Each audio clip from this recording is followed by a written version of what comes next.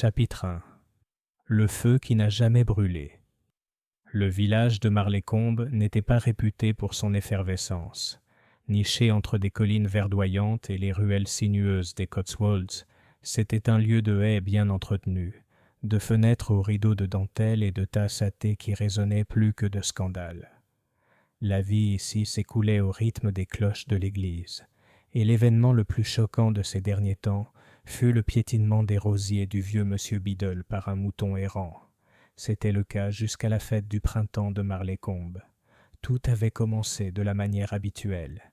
Des banderoles tendues entre les sycomores, des tables pliantes chargées de pots de confiture et de gâteaux aux graines, des enfants se précipitant entre les jambes des dames de l'Institut des femmes, et le vicaire M. Allerton transpirant doucement sous son chapeau de paille, alors qu'il jugeait le concours de biscuits Victoria. Miss Marple était là, bien sûr. Vêtue de son cardigan lavande pâle et de chaussures confortables, elle s'était tenue près du stand de marmelade, discutant avec Madame Witherby du succès inattendu de la récolte de rhubarbe de cette année.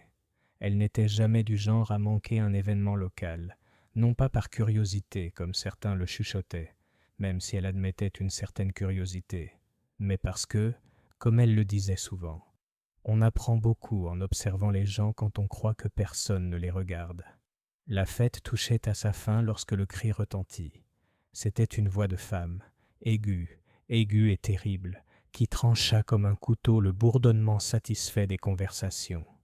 Les têtes se tournèrent, du thé fut renversé, et du fond de la pelouse, près du vieux presbytère au toit de chaume, une silhouette accourut. Il s'agissait de Violette Grimshaw, la nièce récemment revenue du regretté chanoine Grimshaw, décédée l'hiver précédent après avoir glissé sur le seuil glacé de sa porte.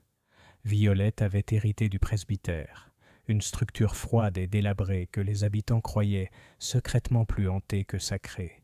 Elle y avait emménagé 1 mois seulement, ses airs londoniens et sa garde-robe de manteau de laine anguleux, faisant d'elle une curiosité. Elle trébucha maintenant sur la pelouse de la fête, le visage exsangue. « Il y a un homme, dans la cheminée !» s'écria-t-elle. « Dans le salon, mort. Oh mon Dieu, il est mort !» La foule se rua. Le vicaire laissa tomber son filet de citron. Quelques courageux, le docteur Crawford, le jeune agent Lever et M. Blenkinsop, le marchand de légumes, se précipitèrent à sa suite. Les autres restèrent sur place, murmurant à la fois surprise et ravie. Miss Marple ne se pressa pas. Elle observa. Et tandis que le dernier des coureurs disparaissait dans le chemin menant au presbytère au toit de chaume, elle secoua doucement la tête et se tourna vers Madame Wetherby. « Curieux, dit-elle doucement. Madame Wetherby semblait faible. « Je vous demande pardon. » Ce cri, dit Miss Marple. Le ton était tout à fait sincère, mais Violette Grimshaw n'est pas du genre à céder à l'hystérie. Elle semble du genre à enjamber un corps plutôt qu'à le fuir. Non, il y a quelque chose qui cloche, vous ne trouvez pas ?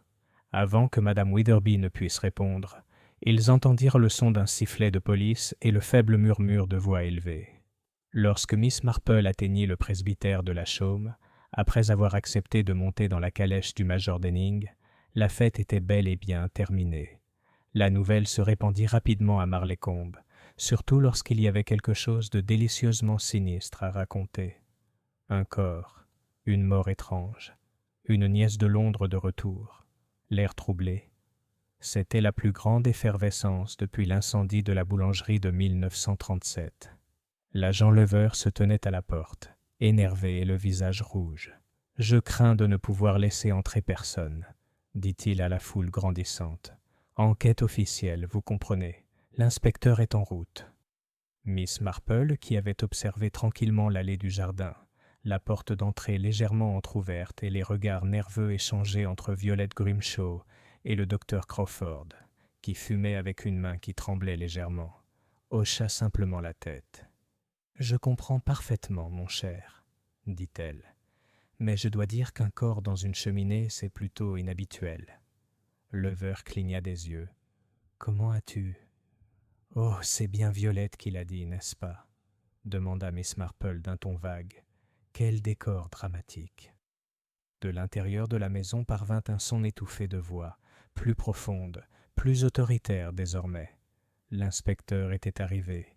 Le communiqué officiel fut publié le lendemain matin.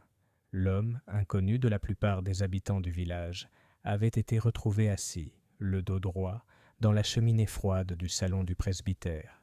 Il s'appelait Charles Denny. Selon Violette, elle était revenue de la fête pour chercher ses gants et l'avait trouvé là, les jambes croisées, la tête anormalement affaissée. Mort. Empoisonné, comme il s'est avéré. Une tasse de thé posée sur le tapis bas de l'âtre, à côté de lui, exhalait encore un léger parfum d'amandes amères. Suicide, murmuraient certains.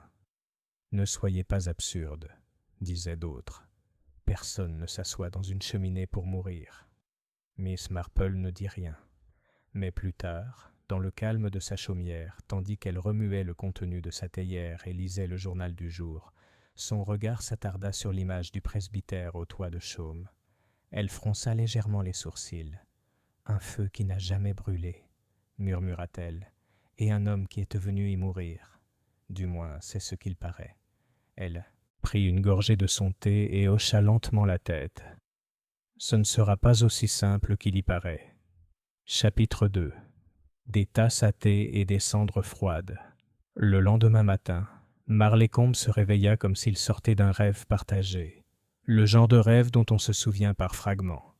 Le cri d'une femme, l'éclat des boutons de laiton sur le manteau d'un agent de police, et l'image, la plus persistante de toutes, d'un homme assis bizarrement dans une cheminée, comme s'il s'était dirigé vers la mort sans s'en rendre compte. Au Baytree Cottage, Miss Marple remuait doucement son porridge, perdue dans ses pensées. La pluie avait commencé au petit matin et frappait encore légèrement la fenêtre de la cuisine.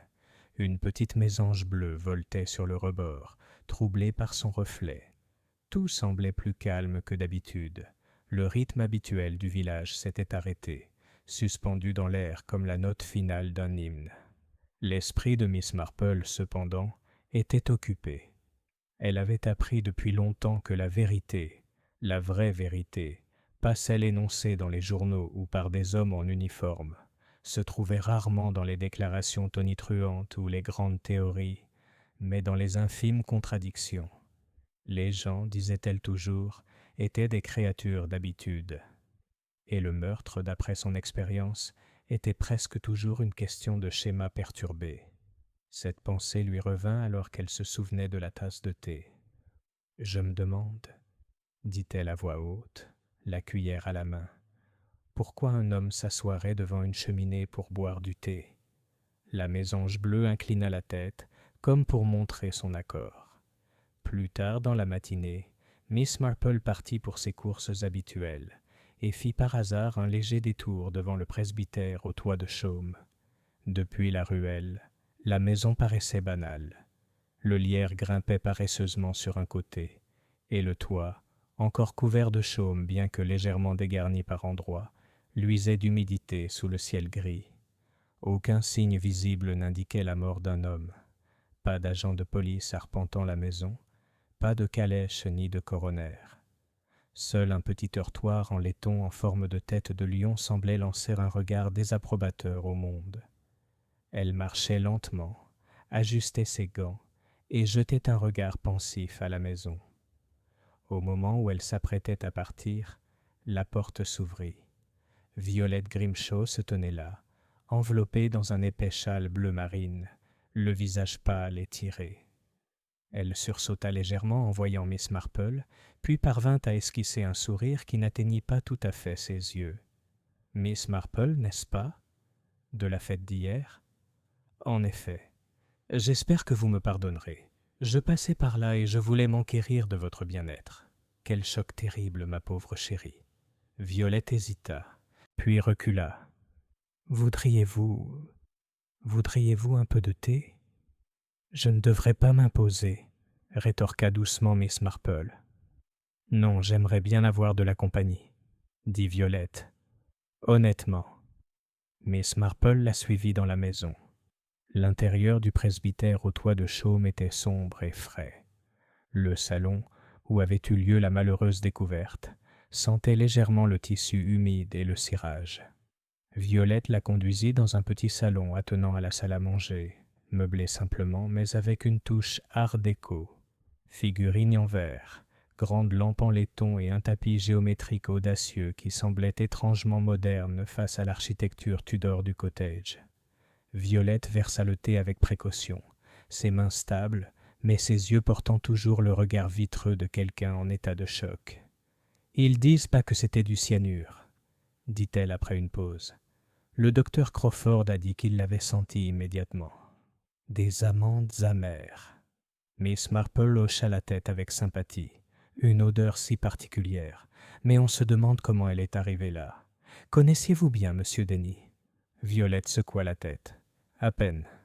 Il était venu voir la maison, quelque chose à voir avec les vieux livres de mon oncle. Je l'ai laissé entrer vers midi, puis je suis parti à la fête. À mon retour, sa voix se brisa. Il était là, dans la cheminée, dit doucement Miss Marple. Violette leva brusquement les yeux. Oui, j'espère que vous ne trouverez pas cela déplacé, poursuivit doucement Miss Marple, mais c'est un endroit tellement inhabituel. Avait-il mentionné qu'il avait froid ? Voyez-vous, la cheminée n'a pas été utilisée depuis la mort du chanoine Grimshaw. Non, et c'est justement ça. La cheminée ne fonctionne plus depuis des années. Elle est fissurée à l'intérieur. La cheminée est dangereuse. Tonton voulait la réparer, mais il est mort avant qu'on puisse faire quoi que ce soit. Violette marqua une pause. Et non, il n'a pas mentionné qu'il avait froid. Il faisait chaud hier, non ? Tout à fait, acquiesça Miss Marple. Il a apporté le thé avec lui ? Je l'ai fait avant de partir. Je laisse toujours le pot dehors, au cas où un visiteur passerait. Il a dû se servir tout seul. Miss Marple prit une petite gorgée de son thé et étudia la jeune femme. « Tu es très calme. » Violette esquissa un sourire crispé. « Pas à l'intérieur. »« Et vous dites qu'il s'intéressait aux livres de votre oncle ? » ?»« Oui. Il m'avait écrit, il y a des semaines. Il disait croire que mon oncle possédait peut-être la première édition d'un traité théologique. Je m'en fichais. J'avais de toute façon l'intention de vendre la majeure partie de la bibliothèque. »« Ah !» dit Miss Marple. « Et a-t-il trouvé ce qu'il cherchait ? » ?»« Je ne sais pas. Il n'était pas encore entré dans le bureau. Le salon est à l'avant. Je suppose qu'il était assis là à attendre mon retour. Mais j'ai choisi la cheminée plutôt qu'une chaise. » Violette baissa les yeux. Oui. Ils burent en silence un moment. La pluie continuait de s'abattre doucement sur les vitraux. De retour au village, les ragots allaient déjà bon train. À la boulangerie, Madame Beale jura avoir déjà vu Charles Denny. Un homme grand, au nez pincé. Il a acheté un de mes Chelsea Buns mardi dernier. À la poste, M. Holcombe affirma que l'homme était venu poser d'étranges questions sur le testament du chanoine Grimshaw. Et à l'auberge de la Lanterne Verte, où la moitié du village se rassemblait pour boire une bière et faire scandale, le vieux Harold Fox se pencha sur sa pinte et murmura « Je vais vous dire ce que je pense. Cet homme n'était pas là pour les livres. Il était là pour toute autre chose. » Tout le monde avait une théorie. Seule Miss Marple, assise plus tard dans la soirée avec son tricot et un petit feu crépitant dans son âtre, évita toute spéculation. Elle se contenta de passer en revue tout ce que Violette Grimshaw avait dit, et surtout ce qu'elle n'avait pas dit. Elle avait appris au fil des années que les gens mentaient souvent, mais les vérités qu'ils omettaient étaient bien plus révélatrices. Une cheminée froide, un homme empoisonné, une femme qui a oublié du thé, et une théière toujours prête pour les invités. Aucun témoin, aucune note, une collection de livres, peut-être, ou peut-être quelque chose de plus. Les aiguilles de Miss Marple claquaient doucement. « Ça ne commence jamais par un meurtre, » dit-elle à voix haute. « Ça commence par quelque chose de bien plus petit. » Elle regarda le feu. « Et l'astuce, voyez-vous, c'est de découvrir ce qu'était ce quelque chose. » Chapitre 3. L'héritage du canon. La pluie s'était arrêtée le lendemain matin, laissant Marlécombe propre et scintillant de rosée. Au-dessus de nos têtes, des nuages dérivaient nonchalamment dans un ciel bleu pâle, et les oiseaux reprirent leur chant habituel, comme si les événements de la fête n'avaient été qu'un bref coup de tonnerre dans l'été éternel du village. Miss Marple, cependant, savait mieux que ça. Elle était assise dans son salon avec un petit plateau de pain grillé et de miel, le Times plié à côté d'elle, et son carnet, discret, relié en lin et marqué seulement d'un petit M doré, ouvert sur ses genoux.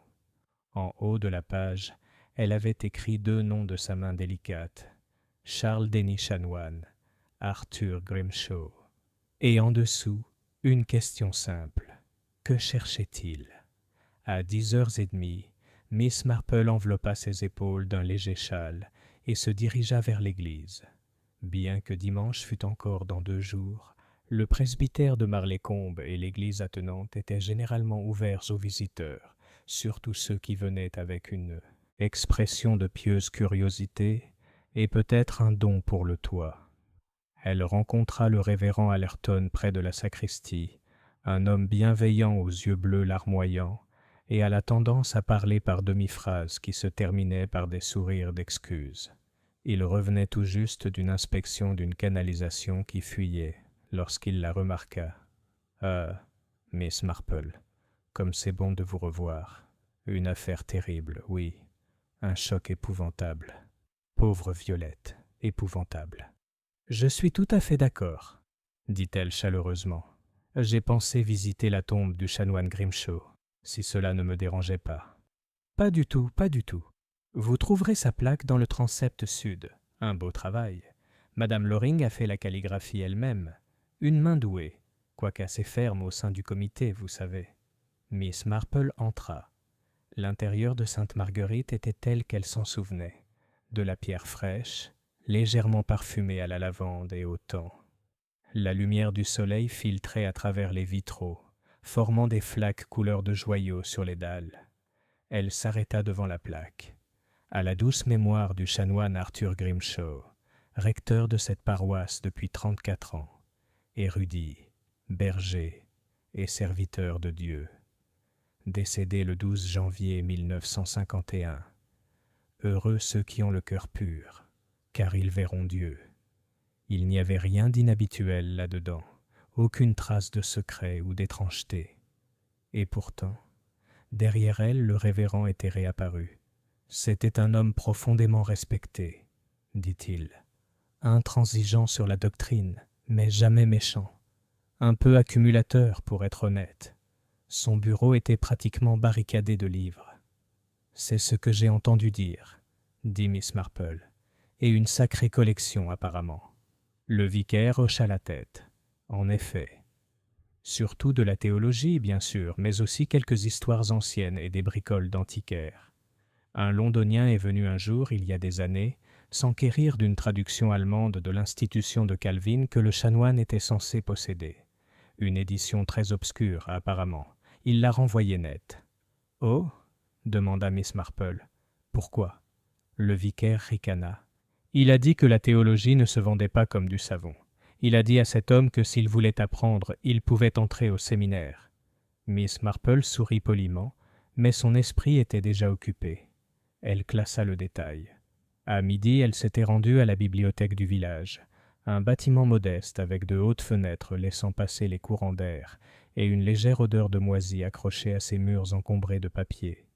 Derrière le bureau principal se trouvait Miss Florence Benchley, la bibliothécaire et, plus important encore, un classeur vivant de l'histoire du village. « Oh oui, » dit Florence en regardant par-dessus ses lunettes, en demi-lune. Le chanoine Grimshaw venait tous les jours. Il avait sa propre chaise, vous savez, la deuxième à partir de la fenêtre. Il y restait assis pendant des heures, recopiant des vers latins ou écrivant de longues lettres de sa petite main crispée. Il disait que la lumière était meilleure ici qu'au presbytère. On m'a dit que sa collection était plutôt précieuse, dit Miss Marple en feuilletant un catalogue. A-t-il jamais prêté des volumes à la bibliothèque? Prêté? Florence laissa échapper un léger grognement. Oh non. Il protégeait ses livres, celui-là.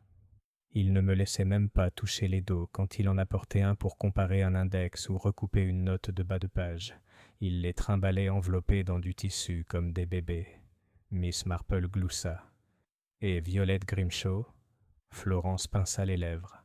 Bizarre. élégante à la londonienne, mais pas aussi sûre d'elle qu'elle voudrait le paraître. Je l'ai surprise en pleurs une fois, une semaine environ après son emménagement. Elle a fait semblant d'avoir le rhume des foins, mais elle n'avait ni mouchoir en papier. Elle restait plantée là, à s'essuyer les yeux du bord de sa manche. Miss Marple nota le détail sans commentaire. « Vous n'auriez pas vu Monsieur Denny par hasard ?»« Un grand garçon, un manteau gris, une petite moustache. Cela semble correct. Oui, il est venu une fois. Il nous a demandé si nous avions des traces de dons faits à l'église, quelque chose à propos des dotations et de qui avait financé les nouveaux vitraux dans les années 30. Étrange questionnement, vraiment. A-t-il mentionné le canon ? Il m'a demandé si le chanoine avait déjà écrit ses mémoires. Florence secoua la tête. Je lui ai dit que nous les aurions déjà publiés s'il l'avait fait. Il est reparti déçu. Cet après-midi-là, Miss Marple rentra chez elle avec son carnet plus rempli et ses soupçons plus aiguisés. Il y avait maintenant 3 motivations qui prennent forme, ou au moins 3 pistes d'enquête potentielles. Un livre rare, peut-être une première édition précieuse, liée à la collection du canon. Charles Denny croyait peut-être que quelque chose valant de l'argent ou de l'influence était caché dans cette bibliothèque. Deuxième, un ancien don ou une ancienne dotation d'église, historique financier. Denny enquêtait-il sur quelque chose de plus profond, comme un détournement de fonds ou des bienfaiteurs cachés? 3.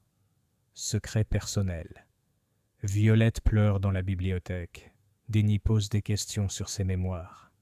Qu'est-ce que le canon aurait pu écrire, ou cacher, que d'autres pourraient tuer pour supprimer ou obtenir? Et enfin, bien sûr, la question de la cheminée. Pourquoi l'homme s'était-il assis là?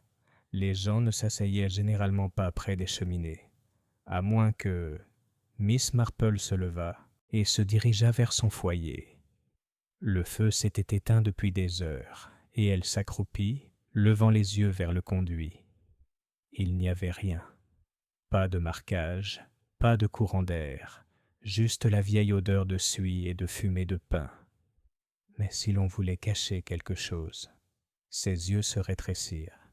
Elle avait connu un jour, pendant la guerre, un garçon du coin qui cachait des pièces dans la cheminée pour échapper aux inspecteurs des rations.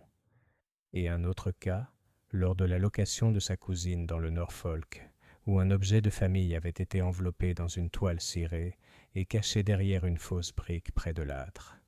Oui, peut-être que Denny n'avait pas été séance du tout. Peut-être qu'il avait été recherche, et quelqu'un l'avait attrapé.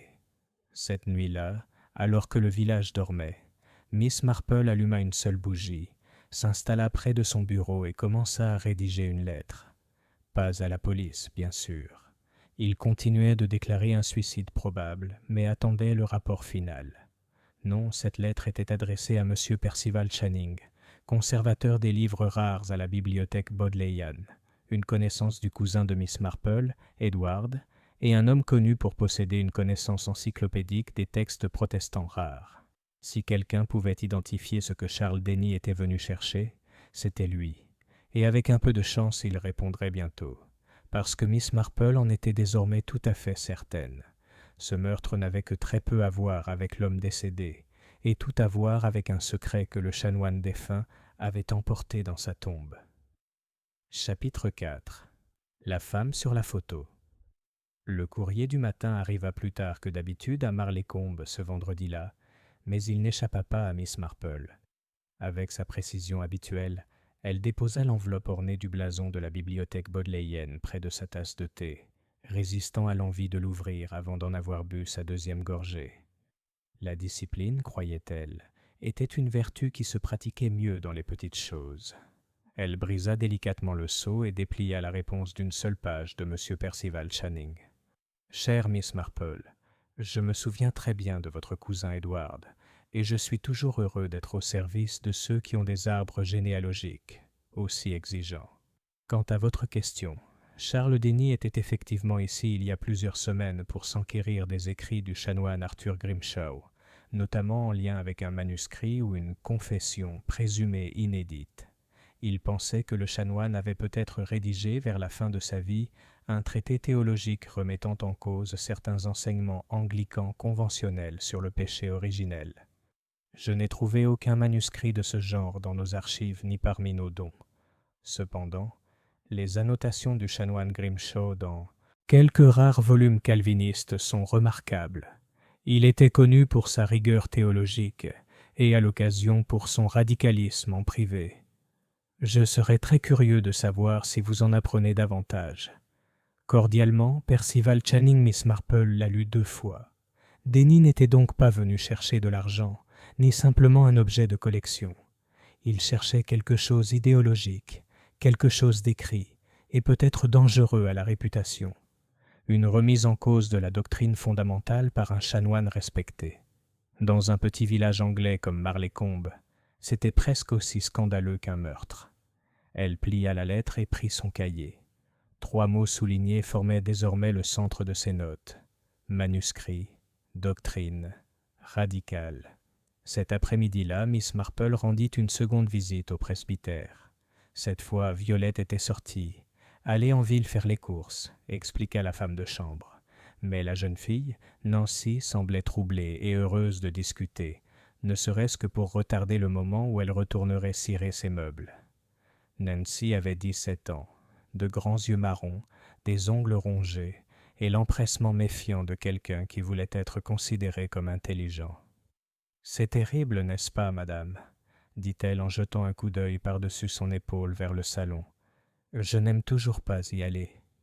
C'est tellement étrange, comme si l'air ne s'était pas calmé depuis que c'est arrivé. »« C'est tout à fait compréhensible, » murmura Miss Marple, et Miss Grimshaw était-elle très contrariée. Nancy hésita. Elle a d'abord pleuré. Puis elle s'est tue.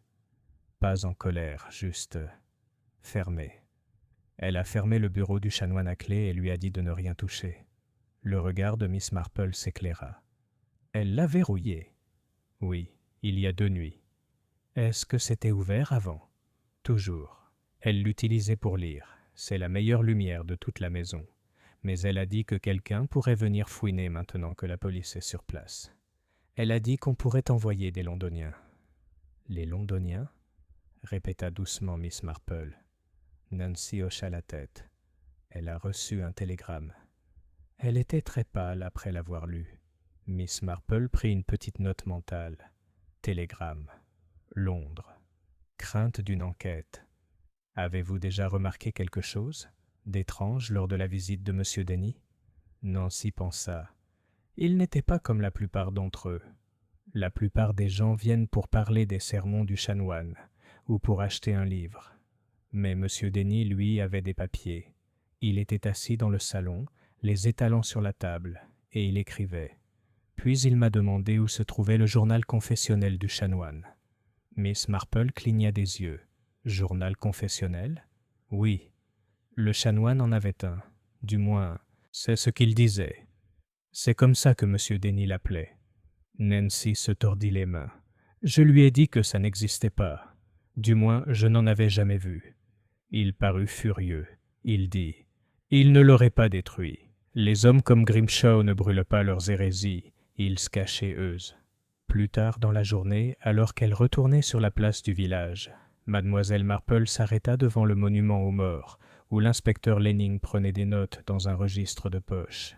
Elle s'approcha avec sa dignité chaleureuse habituelle. « Inspecteur, » dit-elle poliment, « je me demande si je peux vous déranger un instant. » Lenning, un homme à la mâchoire carrée avec le regard vague de quelqu'un essayant de se rappeler où il a laissé son vélo, leva les yeux et fit un signe de tête raide. « Bien sûr, Miss Marple. J'espère ne pas déranger, mais je me demande si vous avez trouvé des photos parmi les affaires de M. Denny. Dans son portefeuille, peut-être ?» L'inspecteur cligna des yeux. « Une photo ? En fait, oui. Une. Une assez vieille, pliée plusieurs fois. Pourquoi ? Puis-je vous déranger pour jeter un coup d'œil ? Pure curiosité, je vous assure. » Il lui lança un regard spéculatif, puis fouilla dans sa poche de poitrine et en sortit une petite enveloppe. À l'intérieur se trouvait une photographie. Miss Marple le tenait avec ses doigts gantés de dentelle et le regardait attentivement. On y voyait un jeune chanoine Grimshaw, indéniablement lui, assis à côté d'une femme aux cheveux noirs et au regard saisissant. Ce n'était pas la mère de Violette. Cette femme avait des traits d'une netteté différente. Elle était assise tout près, sa main effleurant celle du chanoine. « Qui est-elle » demanda doucement Miss Marple. « On ne sait pas, » dit Lenning.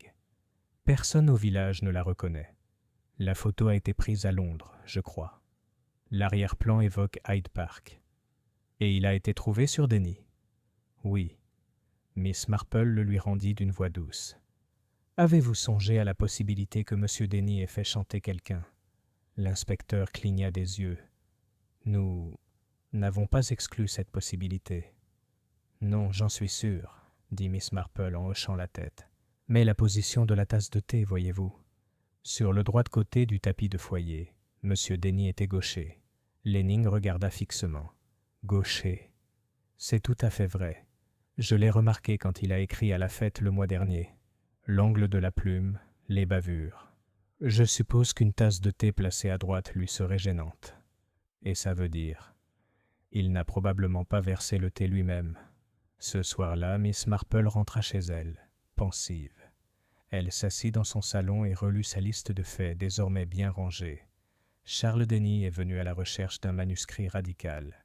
Il croyait que le chanoine Grimshaw l'avait caché. Violette a fermé le bureau 2 jours après sa mort. Il y avait une photographie d'une femme avec le canon. Identité inconnue. Denny était probablement donné l'empoisonner. Violette a reçu un télégramme qui l'a perturbé. Et puis, avec un doux « oh », Miss Marple se souvenait d'autre chose. Les fleurs. À la fête, Violette avait apporté un petit bouquet de jacinthes sauvages, étroitement enveloppé dans une ficelle. Elle l'avait déposé près de la tente à thé avant de filer à travers la verdure. Mais les jacinthes des bois fanent rapidement, surtout lorsqu'il fait chaud. Pourquoi transporter des fruits fraîchement cueillis après quitter la maison, à moins d'être allé à la campagne, près d'un bois ou d'un ruisseau? Quelque part comme à la limite de Marleycombe Common, où le chanoine avait l'habitude de se promener, et où, selon les habitants, se trouvait autrefois une cabane de berger avant la guerre. Un endroit calme, oublié, et peut-être parfait pour cacher un manuscrit. Miss Marple sonna pour obtenir sa bouilloire. Le lendemain, elle rendrait visite à Marleycombe Common. Et peut-être que, si elle avait raison, elle trouverait quelque chose avant Violette Grimshaw a reçu un autre télégramme, parce que tout ce qui avait été caché valait la peine de tuer pour lui. Chapitre 5. Murmure sous le commun. Marleycombe Common s'étendait juste à l'entrée du village. Un patchwork de prairies, de chardons tenaces et de ronces touffues, bordé d'arbres murmurants et ponctué çà et là des vestiges délabrés de vieilles pierres de berger. C'était le genre d'endroit qui gardait des secrets, non pas par volonté, mais parce que peu de gens le lui demandaient. Miss Marple, cependant, croyait depuis longtemps que les lieux, comme les gens, portaient des traces du passé, et que la terre elle-même murmurait parfois ce que les bouches ne voulaient pas dire.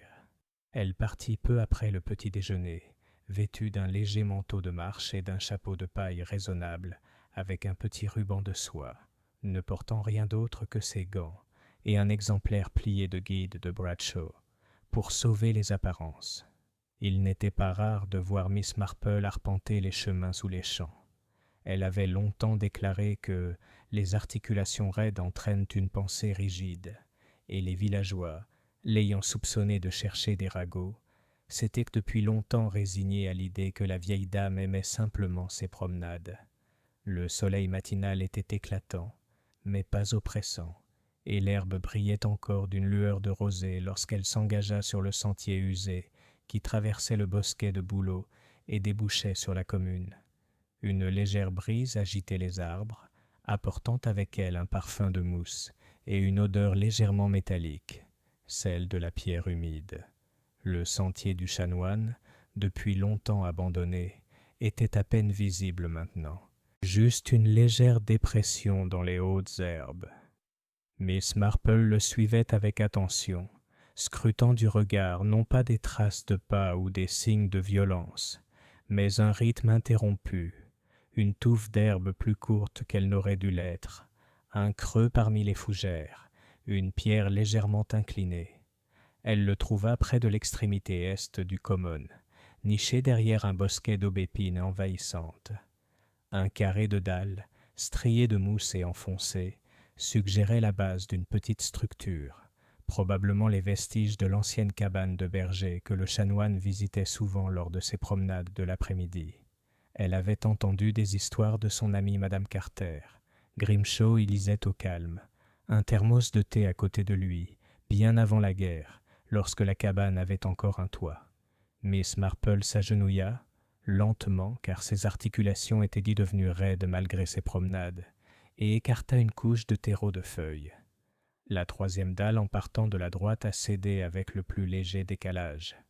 Elle marqua une pause, puis le souleva avec précaution. En dessous, enveloppé dans une toile cirée et attaché avec une corde, se trouvait un paquet. Son cœur s'emballa, non pas de peur, mais de cette excitation qu'elle ressentait toujours à chaque tournant d'un puzzle. C'était une sensation qu'elle avait autrefois comparée à celle de la broderie. Cet instant où le chaos de fils colorés commençait enfin à former un tableau. Elle glissa délicatement le paquet dans son sac et abaissa à nouveau la dalle. Lorsqu'elle rentra à son cottage, le soleil était déjà haut dans le ciel et les ruelles du village grouillaient de vélos, de charrettes à lait claquantes et des bavardages polis des postières et des retraités. Miss Marple offrit un sourire à tous, mais ne s'arrêta pas. À l'intérieur, elle tira les rideaux et déballa le ciré. À l'intérieur se trouvaient deux objets. Un petit journal relié dont les pages étaient jaunies et couvertes de l'écriture serrée et exigeante qu'elle reconnaissait dans les sermons publics de Grimshaw. Une photographie, pas celle que l'inspecteur Lenning lui avait montrée, mais une autre. Une jeune fille de 17 ans à peine, aux yeux écarquillés et à la bouche solennelle, debout près d'un portail. Derrière elle se dessinait la silhouette reconnaissable entre mille du presbytère au toit de chaume. Miss Marple lut les premières pages du journal. Son expression ne changea pas, mais sa respiration ralentit. Ce n'était pas un traité théologique. C'était une confession. Il y a des vérités qu'on ne peut pas exprimer en chair. L'âme se rebelle contre le silence, mais l'Église l'exige. J'ai vécu avec le poids de mon échec et de ma lâcheté pendant 17 ans. Elle s'appelait Helena Mowbray. Elle est arrivée au village l'année où ma foi a commencé à vaciller, ou plutôt, l'année où j'ai perçu la foi non pas comme une certitude, mais comme de l'amour. Elle avait 16 ans. J'en avais 44. Rien ne s'est produit au sens vulgaire du terme. Il n'y a pas eu de péché charnel. Mais je savais ce que je ressentais. Et pire, elle le savait aussi. C'est là la véritable culpabilité. Non pas le désir, mais la connaissance mutuelle. Je l'ai renvoyée. J'ai payé son inscription dans une école en Belgique. J'ai dit au village qu'elle était partie vivre chez une tante. Mais elle est revenue des années plus tard, changée, silencieuse. Et elle m'a laissé une lettre que je n'ai ouverte qu'après sa mort. Elle est morte seule à Londres. De quoi je l'ignore. J'ai conservé sa photo. J'ai conservé sa lettre.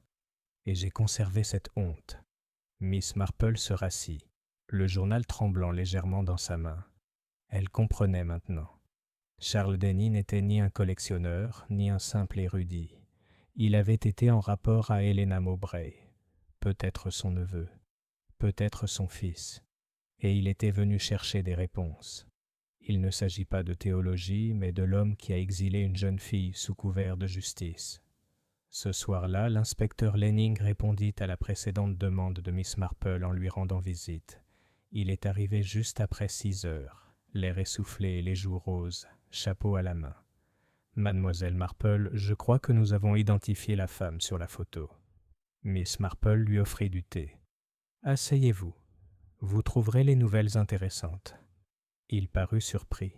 « Tu as découvert quelque chose ?»« Oh oui. » dit-elle doucement, et elle lui tendit le journal. Il fallut 20 minutes à l'inspecteur pour le lire. Lorsqu'il leva les yeux, son expression était blême.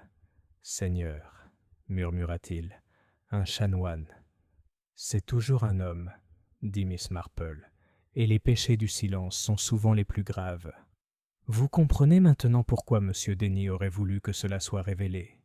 Lenning hocha la tête. Mais pourquoi le tuer?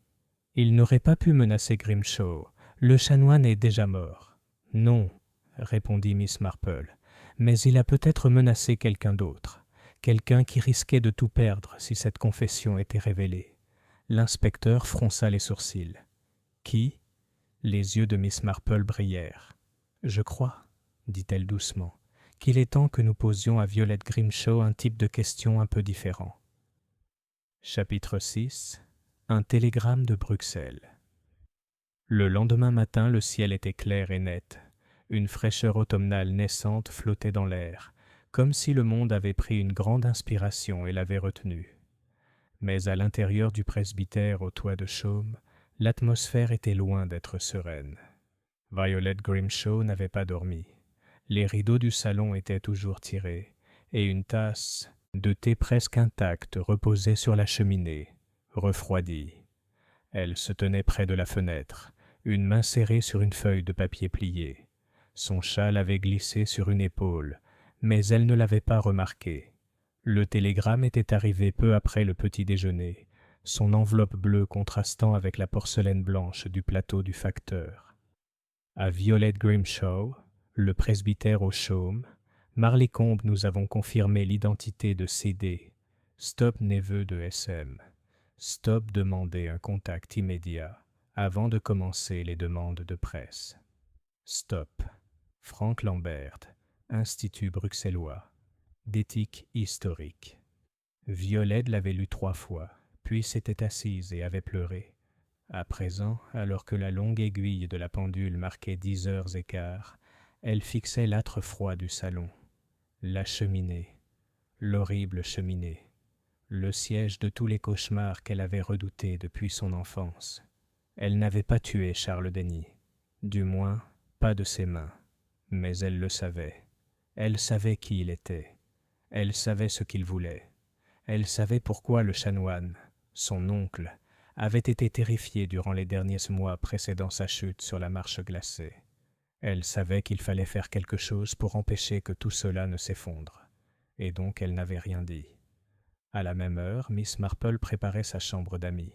« Je trouve, » dit-elle à sa servante Esther, en lissant la couverture en lin frais, « que les gens parlent plus librement lorsqu'ils sont loin de chez eux. » Esther, qui avait depuis longtemps cessé de remettre en question les habitudes d'hospitalité excentriques de Miss Marple, hocha simplement la tête et alla chercher le sachet de lavande dans le tiroir. À 11h précises, l'inspecteur Lenning arriva au presbytère de Thatched, non pas en uniforme, mais dans son manteau civil, ce qui le faisait paraître en quelque sorte moins imposant et plus curieux. Violette l'admit avec une pâle politesse. « J'ai pensé que tu viendrais peut-être, » dit-elle doucement, le conduisant dans le petit salon. « Je vais être franc, mademoiselle Grimshaw, » commença Lenning en ôtant son chapeau. « Nous avons confirmé l'identité du défunt. Charles Denny était le neveu d'Helena Mowbray. » Il laissa le nom s'installer dans le silence. Violette ferma les yeux. « Oui, je m'en doutais. Pourquoi ne nous l'as-tu pas dit ?» Elle ne répondit pas immédiatement, puis « Parce que j'avais peur, et parce que je n'avais aucune preuve, juste un pressentiment. » « Mademoiselle Grimshaw, dit doucement Lenning, l'avez-vous empoisonné ?» Ses yeux s'ouvrirent, grands, clairs. « Non, » répondit-elle catégoriquement, « je ne l'ai pas fait. »« Mais tu savais ce qu'il cherchait ?»« Oui. Et vous avez fermé le bureau du chanoine le lendemain de sa mort. »« Je l'ai fait. »« Pourquoi ?» Violette se leva brusquement et se dirigea vers le petit placard sous la fenêtre. Elle en sortit un paquet de lettres, cassant, jaunies, reliées avec de la ficelle. « Il les a envoyées à mon oncle, » dit-elle. « Je les ai trouvés dans le bureau, tous signés, CD, tous exigeant des réponses, au sujet d'Helena, au sujet de sa disparition, au sujet de ses derniers jours à Londres. Pourquoi ton oncle n'a-t-il pas répondu ?» Violette hésita. « Parce qu'il était en train de mourir, » dit-elle. « Pas seulement à cause de l'âge, de la culpabilité. Ça le tuait, pas seulement ce qu'il avait fait, mais ce qu'il avait omis de faire. Il n'avait jamais fait de mal à Helena, mais il avait laissé les autres la rejeter, et il ne l'avait jamais défendue. Elle leva les yeux, sa voix à peine plus haute qu'un murmure. « Et elle était ma mère. » Lening le fixa. « Quoi ?» Violette hocha lentement la tête. « Helena Mowbray était ma mère. Elle ne s'est jamais mariée. Je suis né dans une clinique d'un couvent à Bruges. Les religieuses m'ont placé chez un couple du Dorset, grâce à mon oncle, un ecclésiastique qui ne voulait pas que le scandale se répande dans le village. Je n'ai su qui était ma mère qu'à sa mort. Le chanoine a payé mes études, tout, mais il ne m'a jamais réclamé, pas publiquement. » Elle se dirigea vers le foyer et s'agenouilla près de celui-ci, les yeux au loin. « Quand j'ai hérité de cette maison, j'ai retrouvé la photo. Et le journal. Je l'ai enterré dans la cour commune la veille de la fête. »« Pourquoi ?»« Parce qu'il contenait tout, » dit-elle. « La vérité, sa honte, mon origine. Et je ne voulais pas que le village le sache. Pas comme ça. Pas tout d'un coup. Je pensais pouvoir contrôler ça. Le garder secret. Le laisser s'estomper. » Lening resta silencieux pendant un long moment. Finalement, il a dit « Savez-vous qui aurait pu empoisonner Charles Denny ?» Violette secoua la tête. « Non. Je suis parti avant son arrivée. Nancy peut le confirmer. Elle a. Et quand je suis revenu et que je l'ai vu dans la cheminée, j'ai pensé... » Son souffle s'est arrêté. « J'ai pensé que c'était peut-être une punition. Pour ce qu'on avait fait. Ce qu'on avait enterré. Mais maintenant, je ne sais plus. » Pendant ce temps, Miss Marple était assise près de la fenêtre de son salon, tricotant intacte sur ses genoux, les yeux fixés non pas sur son ouvrage, mais sur la haute haie de l'autre côté de la rue. Derrière elle, elle avait vu une silhouette se baisser précipitamment ce matin-là. La même silhouette qui s'était arrêtée devant la porte du presbytère au toit de chaume l'après-midi précédent, et s'était rapidement détournée lorsque Violette était apparue. Elle se leva et traversa la pièce. « Esther, » appela-t-elle doucement, « auriez-vous la gentillesse de m'apporter le carnet d'adresse ?»« Oui, mademoiselle. »« Miss. » Marple ouvrit le registre rouge délavé, le feuilleta jusqu'à la section C et trouva ce qu'elle cherchait. Dr. Matthew Crawford, le cabinet, 2 Fernley Road, le médecin du village, digne, fiable, l'un des premiers sur les lieux après la découverte du corps, et surtout, la seule personne autre que Violette et Nancy à avoir accès à la maison ce jour-là. Elle est arrivée au cabinet sous prétexte de vérifier sa tension artérielle, mais le docteur Crawford avait l'air épuisé, sa vivacité habituelle émoussée par quelque chose de plus lourd que le manque de sommeil. Miss Marple, avec une efficacité douce, est allée droit au but. « Tu connaissais Helena Mowbray, n'est-ce pas ?» Crawford leva brusquement les yeux. « Pardon ? Pas seulement en tant que patient, personnellement. » Il y eut un long silence. Puis il s'est assis dans son fauteuil. « J'étais jeune, » dit-il, « à peine sorti de l'université.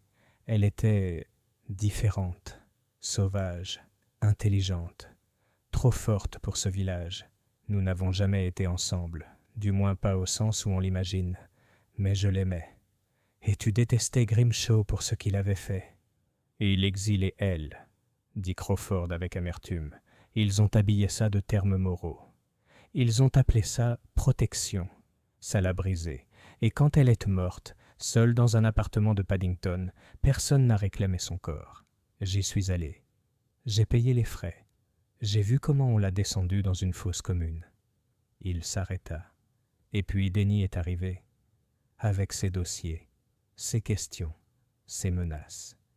Le regard de Miss Marple s'éclaira. « Il t'a menacé ?» Crawford détourna le regard. « Il a dit qu'il publierait les lettres. » Accusez le chanoine, accusez l'Église, accusez-moi de complicité, de silence. Il voulait faire du bruit, publier un article, un scandale. Et ainsi, la main de Crawford tremblait. « Je lui ai donné du thé, » dit-il doucement. « Juste une tasse. » C'est tout. Et dedans, un comprimé, du cyanure, provenant d'un échantillon vétérinaire. Je n'avais pas le choix. Miss Marple se leva lentement. On a toujours le choix, dit-elle d'une voix très douce, même si cela nous coûte tout. Chapitre 7. Le village se souvient. Pour un village souvent qualifié d'intemporel, Marlécombe entretenait un rapport curieux à la mémoire. Les vieilles querelles étaient ensevelies sous les bannières des fêtes annuelles, les tragédies adoucies par le gâteau éponge et un oubli poli. Dans ces lieux, le temps se mesurait non pas à l'heure, mais à la saison. Jonquilles en avril, fête estivale en juillet, cérémonie commémorative en novembre. Et entre les deux, les ragots emplissaient les heures tranquilles comme du lierre accroché à la pierre. Mais les ragots, comme Miss Marple le faisait souvent remarquer, n'étaient pas des souvenirs. Les ragots étaient une forme de édition. La mémoire, la vraie mémoire, était beaucoup plus rare et bien plus dangereuse. Le samedi matin, le village était passé du choc aux spéculations. Charles Denny n'était plus l'homme de la cheminée, mais ce pauvre jeune homme à la moustache, ou ce drôle de Denny de Londres qui avait contrarié Violette. Les détails commençaient à s'estomper, remplacés par des récits assurés à la boulangerie, à la poste et sur les bancs de l'église Sainte-Marguerite. La seule personne qui semblait rester visiblement silencieuse était le docteur Matthew Crawford. Miss Marple observait chacun de ses faits et gestes, depuis l'ombre de son jardin, un sécateur à la main, taillant ostensiblement les derniers rosiers d'été. Le portail de Crawford resta fermé toute la matinée, et aucun patient ne pénétra dans le cabinet. Sa gouvernante, une veuve corpulente nommée Madame Blott, sortit 2 fois, une fois pour le lait, une fois pour le journal, et son expression était sombre à chaque fois. À 1 heure précise, un mot arriva au cottage de Miss Marple. C'était écrit à la main, scellé avec de la cire ordinaire. « Chère Miss Marple, je crois que je vous dois, et peut-être plus que vous, la vérité. Si vous voulez bien m'accorder une petite conversation avant de m'entretenir avec l'inspecteur Lenning, je serai dans mon bureau à 15 heures. Cordialement, Matthew Crawford. » Elle le lut 2 fois, puis le replia dans la poche de son tablier. Elle ne sourit pas. À 3 heures précises, elle est arrivée au cabinet. Le bureau de Crawford était une pièce sombre, lambrissée de chêne, avec une bibliothèque basse, un tapis persan et une carafe à whisky qui semblait soudain déplacée. Il se tenait près de la fenêtre lorsqu'elle entra, mais ne la salua pas immédiatement. La lumière derrière lui se reflétait dans ses cheveux grisonnants. Quand il s'est finalement retourné, il avait l'air plus vieux. « J'imagine que tu sais tout maintenant, » dit-il à voix basse. « Je ne prétends pas être omnisciente, » répondit doucement Miss Marple en s'installant dans le fauteuil qu'il indiquait. « Mais je comprends pas mal de choses. » Il s'assit en face d'elle, la confession pesante entre eux. « Ce n'était pas de la haine, » commença-t-il lentement. « Pas vraiment, même pas de chagrin. C'était quelque chose de plus complexe, du ressentiment. Denny me donnait l'impression d'avoir été le bourreau depuis le début. « Vous ne l'étiez pas, » dit Miss Marple, « mais vous étiez témoin. Et dans certains cas, c'est un fardeau plus lourd. » Crawford se frotta les tempes. Il est venu en toute droiture, remuant le passé comme du feu. J'ai essayé de le raisonner. Il n'a rien voulu entendre. Il a dit qu'il enverrait des copies des lettres du chanoine au diocèse, à la presse, qu'il détruirait le peu d'héritage qui restait. Tu croyais qu'il le ferait ? Oui, répondit simplement Crawford.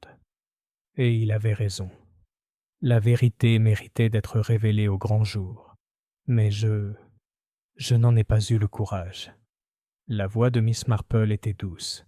Alors, vous avez empoisonné son thé. Crawford hocha lentement la tête.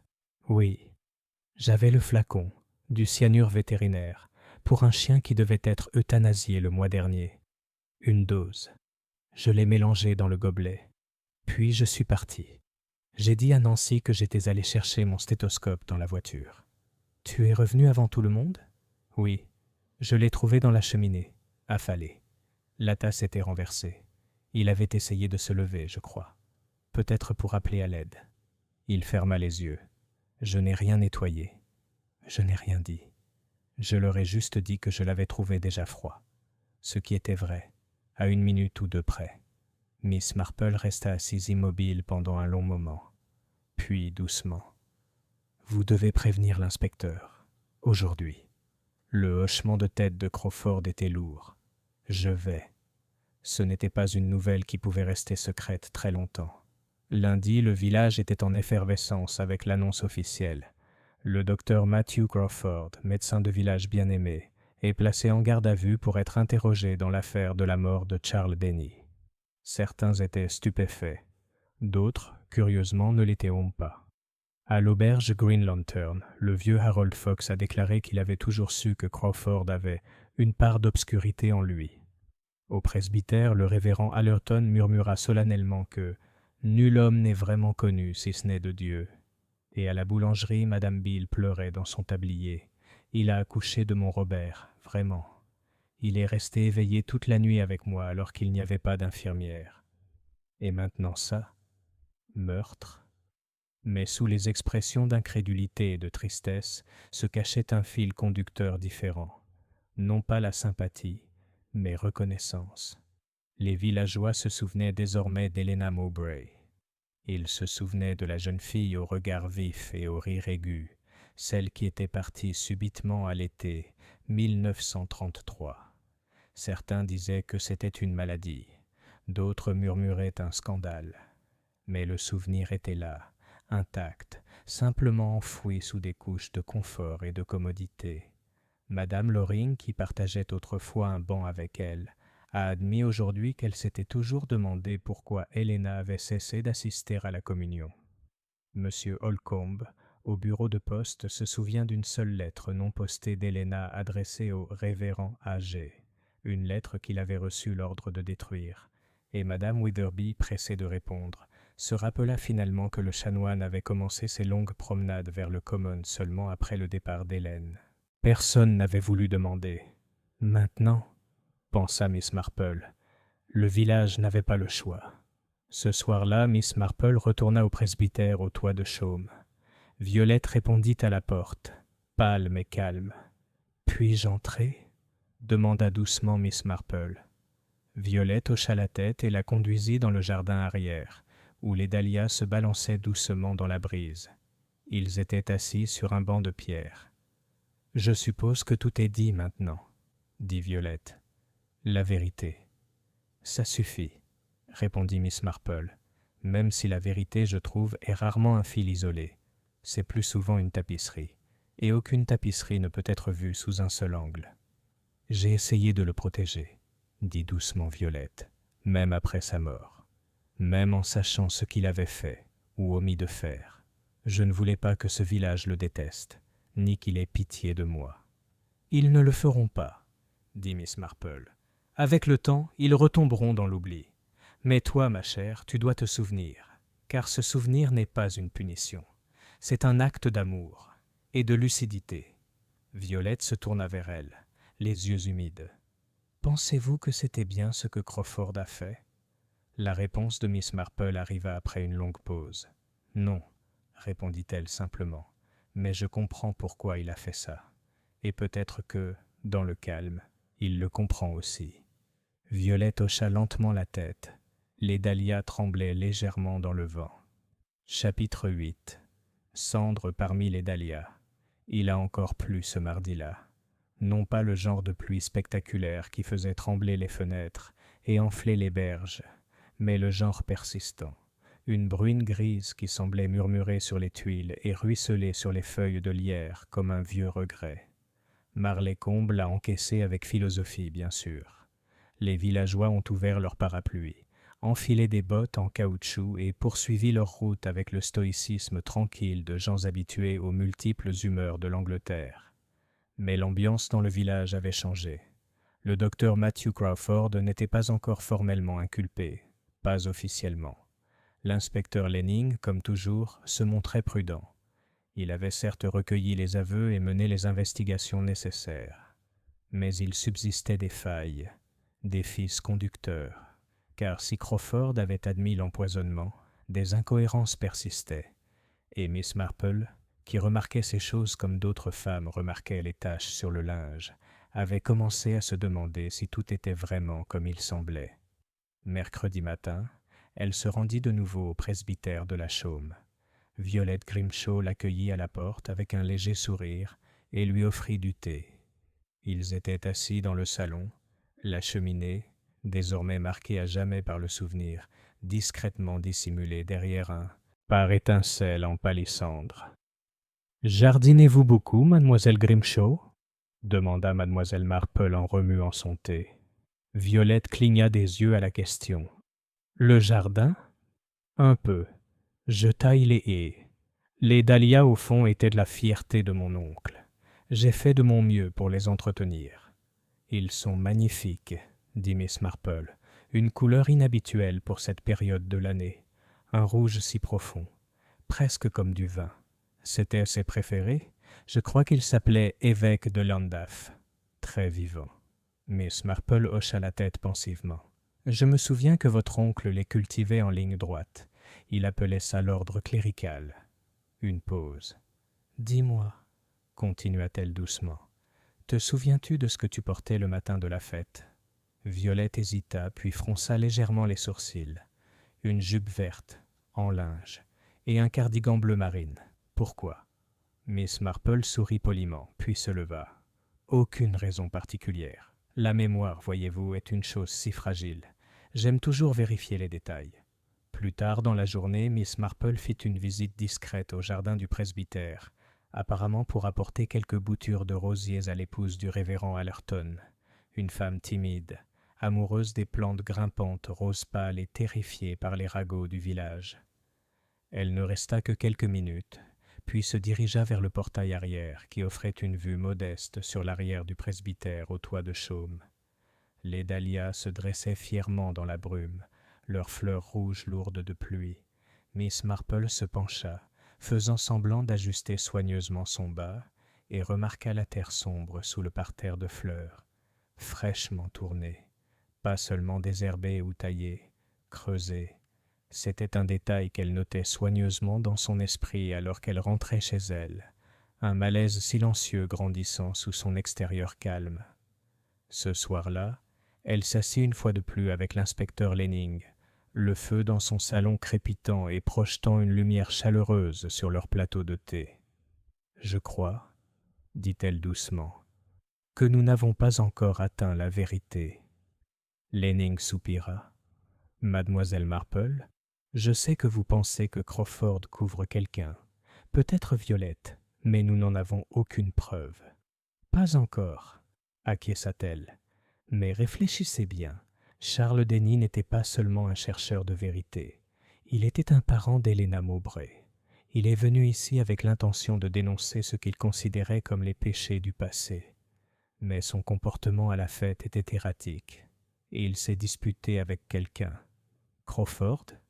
Non, pas Crawford. Elle ouvrit son carnet et le tendit à Lenning. Sur la page, il y avait 3 courtes lignes. 1. Denny était assis dans la cheminée. Posture inconfortable 2. Cyanure dans le thé, mais aucune tasse de thé n'a été retrouvée sur les lieux de l'autopsie 3. Parterre de dahlias récemment creusé. Tard dans la saison, Lenning fronça les sourcils. « Que proposes-tu » ?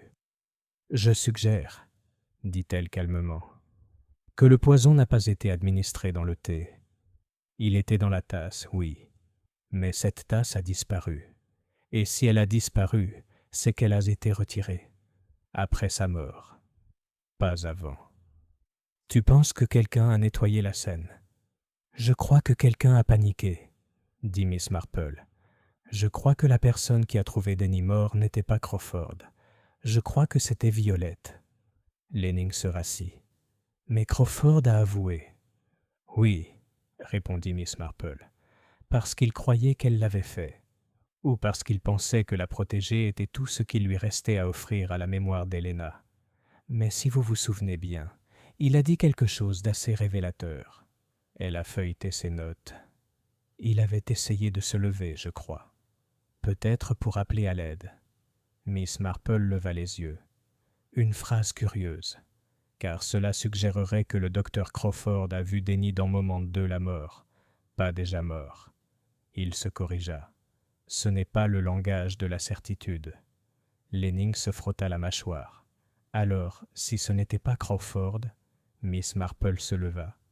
J'aimerais voir le massif de Dalias, inspecteur, ce soir, avant que la prochaine pluie n'efface toute trace. Ils arrivèrent à la tombée de la nuit, accompagnés du gendarme leveur et d'une lanterne empruntée au presbytère. Le jardin était calme, l'air lourd d'humidité. Violette était allée en ville pour un dîner du comité paroissial. Miss Marple les dirigea vers la base du parterre de fleurs. « Commencez par le centre, dit-elle, à environ 60 centimètres de profondeur. Prudemment. » Le gendarme, avec quelques murmures, commença à creuser, et après 5 minutes, il s'est arrêté. « Il y a quelque chose ici. » Il a déterré un petit sac en toile. À l'intérieur, une tasse à thé en porcelaine, légèrement tachée à la base, et une paire de gants en lin, vert, avec une tache sombre près du poignet. Miss Marple expira. « Pas du vin, » murmura-t-elle. « Les pétales de dahlia se tachent terriblement quand on les froisse. Mais ce n'est pas du jus de pétales. » L'inspecteur retourna les gants. Un déchiré. La gauche. Miss Marple détourna le regard. Elle a dû laisser tomber la coupe dans la panique. Elle l'a récupérée plus tard. Elle l'a enterrée pour se protéger, ou peut-être pour protéger le canon. Ou les deux. La voix de Lanning était basse. « Elle n'ira. »« Bien sûr, » dit Miss Marple, « mais les gants sont assortis à la tenue qu'elle portait. La tasse porte les initiales de son oncle sur le fond, et le journal, celui que j'ai trouvé, porte ses empreintes digitales, mais pas celles de Denny. Il ne l'a jamais touchée. Elle le lui a donné. Une copie. Peut-être une page. De quoi le provoquer. Mais pas la vraie chose. Elle a croisé les mains. Elle ne l'a pas empoisonné. Elle lui a révélé la vérité. Et cela l'a tué, d'une manière plus définitive que le cyanure n'aurait jamais pu le faire. Lanning fronça les sourcils. Alors qui a fait l'empoisonner? Miss Marple leva les yeux vers le ciel sombre. Je crois que quelqu'un d'autre est entré dans la pièce après le départ de Violette. Quelqu'un qui connaissait l'existence du journal. Quelqu'un qui craignait qu'il ne refait surface. Elle s'arrêta. Et je crois que c'était quelqu'un que nous n'avons pas encore interrogé. Chapitre 9. La lettre non envoyée.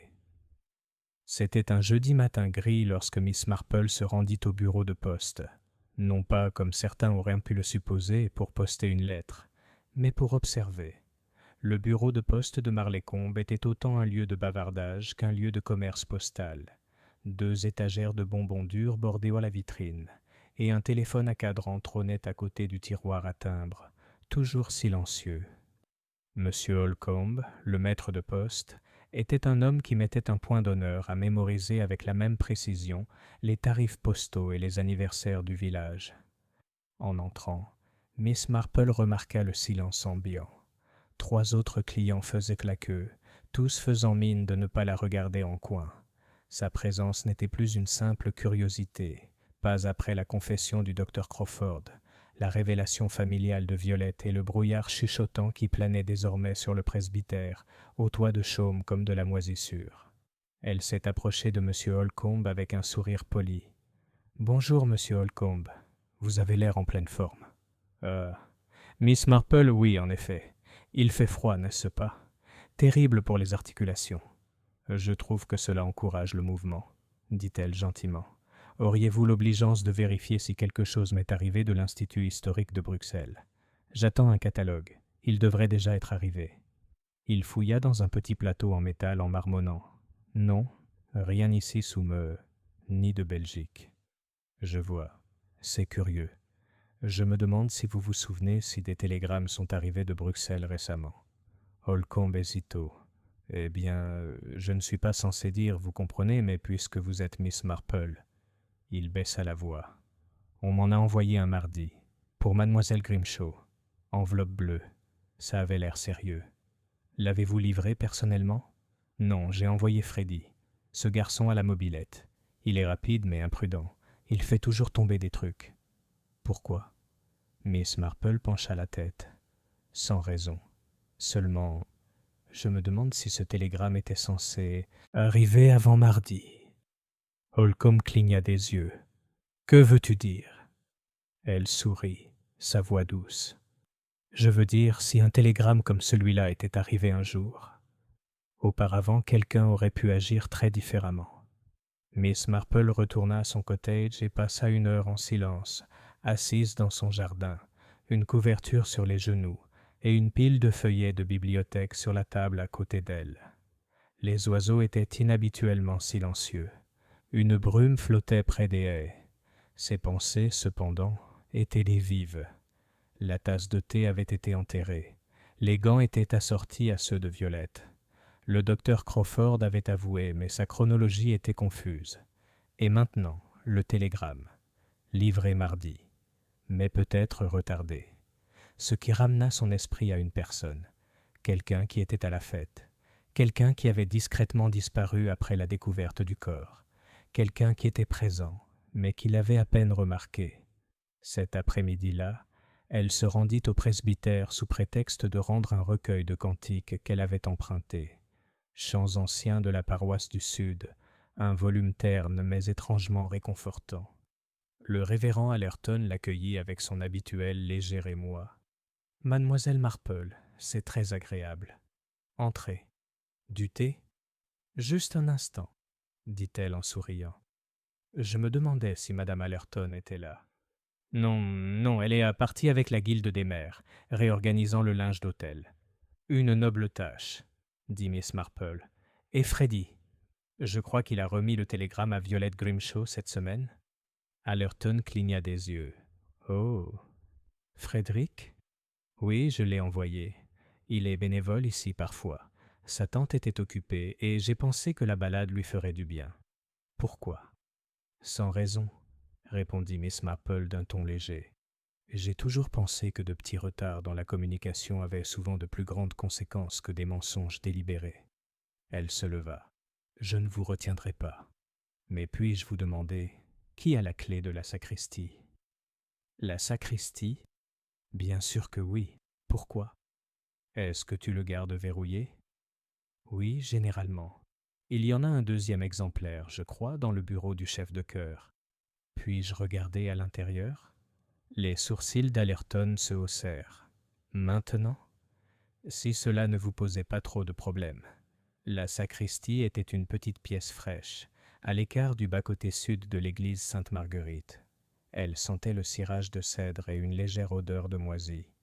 De vieux surplis étaient suspendus à des patères au mur, et un grand coffre dans un coin contenait de vieux registres de service, des estampes en laiton et des recueils de cantiques saisonniers en lambeaux.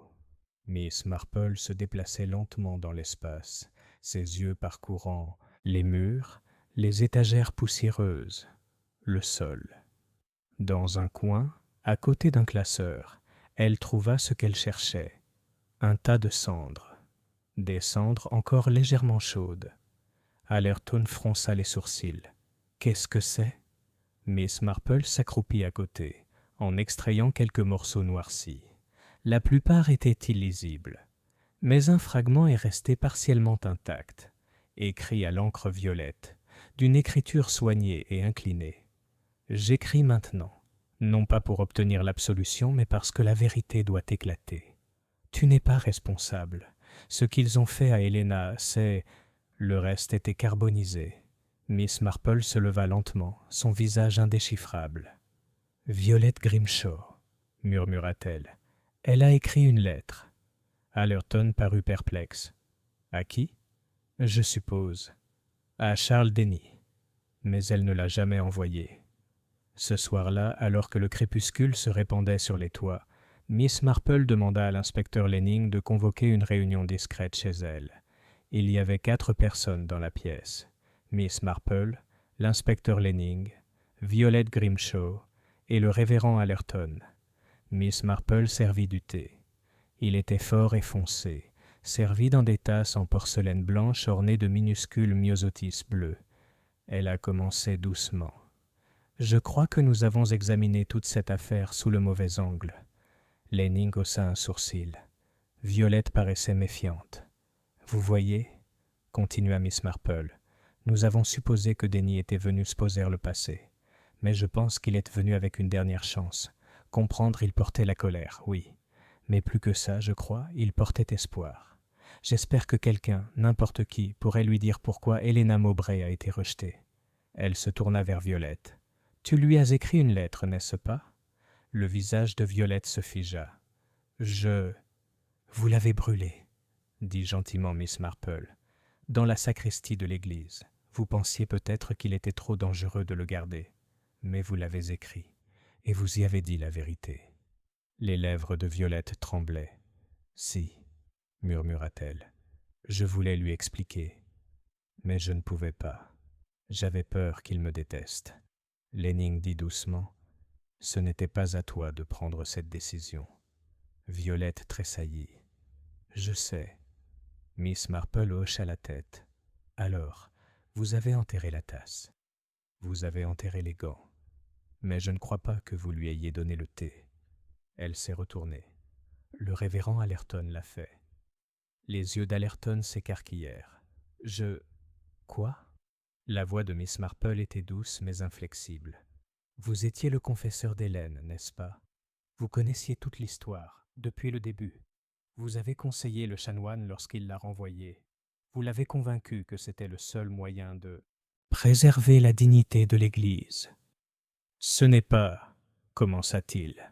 Miss Marple continua. « Tu as vu Denny à la fête. Il t'a abordé. Il t'a montré la lettre. Il a dit qu'il publierait tout. Pas seulement les péchés du canon, le vôtre. Il a dit qu'il détruirait la réputation de l'Église. » Allerton regarda Lanning, Violette, le sol. « Oui, » murmura-t-il, « il l'a fait. »« Je soupçonne, » dit Miss Marple, « que vous vous êtes dit que c'était pour le bien commun. » Le vicaire baissa la tête. « J'ai préparé le thé. Je l'ai trouvé au salon. Il lisait le journal. J'ai essayé de le prendre. Il a refusé. Il a dit qu'il le montrerait à l'archevêque si nécessaire. J'ai paniqué. J'avais apporté le thé comme prétexte pour discuter. Et dans ma poche, il y avait une fiole. Je l'avais prise dans le placard de la sacristie 2 jours auparavant. On s'en était servi une fois pour les rats dans la tribune de l'orgue. Je ne me souviens même plus comment je l'ai versé. » Il leva les yeux. « Je l'ai assis dans la cheminée, comme le chanoine avait l'habitude de s'asseoir. Je ne sais pas pourquoi. Je crois que j'essayais de purifier ça, en quelque sorte, pour que ça paraisse paisible. » Il y eut un long silence. Puis Miss Marple dit doucement. « La confession, mon cher révérend, ne concerne pas seulement l'âme, elle concerne aussi la loi. » Chapitre 10. Le jour où la cloche n'a pas sonné. Dans le village de Marlécombe, la routine était sacrée. Le carillon de la cloche marquait les heures non seulement du temps, mais de la vie elle-même, des baptêmes aux fêtes des moissons, des sermons du dimanche aux processions funèbres. On disait, à moitié en plaisantant, que même les poules pondaient leurs œufs à temps grâce à lui. Ainsi, lorsque le vendredi matin, la cloche ne sonna pas pour les matines de 9 heures, le silence fut de tonnerre. Miss Marple, assise avec son tricot et une tasse de thé posée précisément sur le bord de sa table de chevet, remarqua immédiatement l'absence. Elle leva les yeux vers l'horloge de la cheminée. 9h04. Le silence lui parut plus que mécanique. La cloche de Marlécombe avait résisté aux tempêtes, au retard de maintenance et même à une épidémie de grippe qui avait cloué au lit toute la chorale de l'église. Mais elle n'avait jamais... J'ai raté un vendredi. Elle posa ses aiguilles et se leva. À l'église Sainte-Marguerite, les portes en bois étaient entr'ouvertes. À l'intérieur, une douce obscurité planait. La chaleur matinale habituelle, bougies vacillantes, bancs polis, livres de cantiques fraîchement rangés, avaient disparu. Même les fleurs près de l'autel commençaient à faner. Miss Marple trouva l'agent Leaver déjà à l'intérieur, chapeau à la main, parlant à voix basse au bedeau. Monsieur Fell. « J'ai tiré sur la corde moi-même, » disait Fell. Belle ne bougeait pas, comme si elle était coincée. Sabotage ? Demanda le gendarme, visiblement ravi à l'idée d'un autre mystère. Plutôt de la rouille, murmura Fell. Pourtant, je l'ai vérifié mardi et il sonnait propre. Je ne comprends pas. Miss Marple s'éclaircit doucement la gorge. Le révérend Allerton est-il là ? Fell secoua la tête. Plus depuis hier soir. L'agent Lever se tourna vers elle. Nous le cherchions, mademoiselle Marple. Il devait faire une visite pastorale à Tillingham ce matin. Il n'est pas arrivé. Sa femme dit qu'il a quitté la maison après le dîner et n'est pas revenu. Curieux, murmura Miss Marple. Elle descendait lentement la nef, les yeux fixés sur les dalles. Elle ne cherchait pas le vicaire. Pas exactement. Elle écoutait. Le silence, l'absence de pas, de rituel, de bruit. Quelque chose avait changé. Le rythme du village, qui avait vibré malgré la tragédie, s'est maintenant essoufflé. Et avec lui, une vérité plus profonde est apparue. Le meurtre n'avait pas concerné un seul homme. Cela faisait environ un système, et ceux qui l'ont servi. À midi, la nouvelle avait atteint tous les coins de Marlécombe. Le révérend Allerton était porté disparu. Son vélo a été retrouvé juste au-delà de la limite sud du terrain communal, appuyé contre un poteau de portail, la selle humide de rosée matinale. Ses empreintes, faibles mais visibles dans la boue du bord, menaient dans les bois. Ils ne sont pas sortis. Une équipe de recherche fut rapidement constituée, menée par l'inspecteur Lenning et aidée de 2 hommes de la police de Tillingham. Mademoiselle Marple, bien que ne participant pas officiellement à l'opération, arpenta le terrain communal avec une détermination tranquille. Elle se souvenait des anciennes habitudes du chanoine, ses chemins, ses prières, sa retraite dans la cabane du berger en cas de difficulté. Elle se souvenait du journal, de la confession, du secret. Et elle se demandait, le révérend Allerton avait-il suivi le même chemin ? C'est un garçon de ferme qui a trouvé le vicaire. Il avait grimpé au vieux frêne pour récupérer un milan coincé et aperçut un éclair blanc dans les broussailles. C'était le col d'Allerton, toujours serré contre son cou, malgré l'absence de son manteau et la pluie qui s'était infiltrée dans ses chaussures. Il était assis droit contre un arbre, les mains jointes. Respirait, mais à peine. Lorsqu'ils le ramenèrent au village, il regarda autour de lui comme s'il se réveillait d'un rêve. « C'est fini », murmurait-il sans cesse. « Il n'y a plus que des cendres maintenant. » L'inspecteur Lenning rendit visite à Miss Marple ce soir-là. Il avait l'air épuisé, sa cravate de travers, son carnet oublié dans sa poche. « Et il ne parle pas de façon cohérente ?» dit Lenning. « Il dit qu'il est allé dans les bois pour prier, qu'il cherchait Helena, ou un signe, ou quelque chose. Il n'avait rien à manger. Pas de manteau. Il n'est pas bien. » Miss Marple lui a versé une tasse de thé. « Il est brisé, » dit-elle doucement. « Pas fou. Brisé. Le fardeau de ce qu'il a fait et de ce qu'il a permis est trop lourd maintenant qu'on le nomme. » Lenning se pencha en arrière sur la chaise, les yeux fermés. « Il a empoisonné un homme. »« Oui, » dit-elle, « mais il a aussi enterré un péché qui n'était pas le sien. Et il le porte en lui depuis. » Lenning ouvrit les yeux. « Sera-t-il inculpé ? » ?»« Ce n'est pas à moi de le dire, » dit Miss Marple. « Mais si justice existe, elle ne sera pas seulement légale, elle sera morale. Et c'est déjà en marche. Ce dimanche-là, pour la première fois de mémoire d'homme, Marlécombe a célébré un service sans son vicaire. Un pasteur en visite d'Upper Tillingham présidait, raide et maladroit, lisant les Écritures avec toute la grâce d'un métronome. Les bancs étaient bondés. Violet Grimshaw était assise à l'arrière, le visage calme, un voile sombre tiré vers le bas. Nancy, la servante du presbytère au toit de chaume, était assise à côté d'elle. La jeune fille était maintenant étrangement calme, comme si l'âge adulte était arrivé à sa porte plus tôt que prévu. La chaise du docteur Crawford était vide. Miss Marple arriva discrètement et repartit tout aussi discrètement. Elle ne parla pas, mais elle observa. Elle regardait toujours. Ce soir-là, elle a écrit une lettre. Au conseil d'examen diocésain, j'ai appris par mes observations et mes recherches que le regretté chanoine Grimshaw et le révérend Allerton étaient impliqués dans les décisions relatives à l'éloignement et à la dissimulation d'une jeune femme, Helena Mowbray, dont on a découvert plus tard qu'elle était la mère de mademoiselle Violette Grimshaw, de cette paroisse. Ces actes, motivés par un désir mal avisé de protéger la réputation de l'Église, ont conduit à la souffrance, à l'abandon et, finalement, à la mort. Même si un homme a payé de sa vie et un autre de sa raison, je vous implore d'examiner comment un tel silence a été permis, et de veiller à ce qu'une telle lâcheté morale ne soit plus jamais autorisée à porter le collier de la justice. Respectueusement, Mademoiselle Jane Marple. Elle le scella et le plaça près de la porte d'entrée. Il sera publié lundi. Le lendemain matin, la cloche sonna à nouveau, claire, stable, un carillon toutes les heures. Le son résonna dans les jardins et les ruelles, et pendant un bref instant, le village expira. Mais quelque chose avait changé. Marlécombe continuerait d'exister, comme le font les villages, mais il ne serait plus jamais aussi innocent, ni peut-être si aveugle. Chapitre 11. La vérité sous le plancher. La semaine suivante à Marlécombe fut marquée par un calme curieux.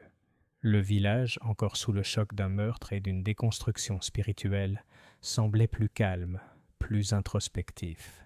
Les ragots, autrefois si avides de danser sur chaque pas de porte, circulaient désormais avec prudence, tel un chat aux pattes mouillées. Les gens parlaient à voix basse et croisaient Miss Marple dans la rue avec des hochements de tête solennels plutôt que des regards narquois. Au presbytère au toit de chaume, les stores restaient tirés. Violette Grimshaw n'était pas vue chez le boulanger ni à la poste. La seule visiteuse était Nancy, désormais hébergée chez sa tante à Tillingham, qui venait chaque matin et repartait à midi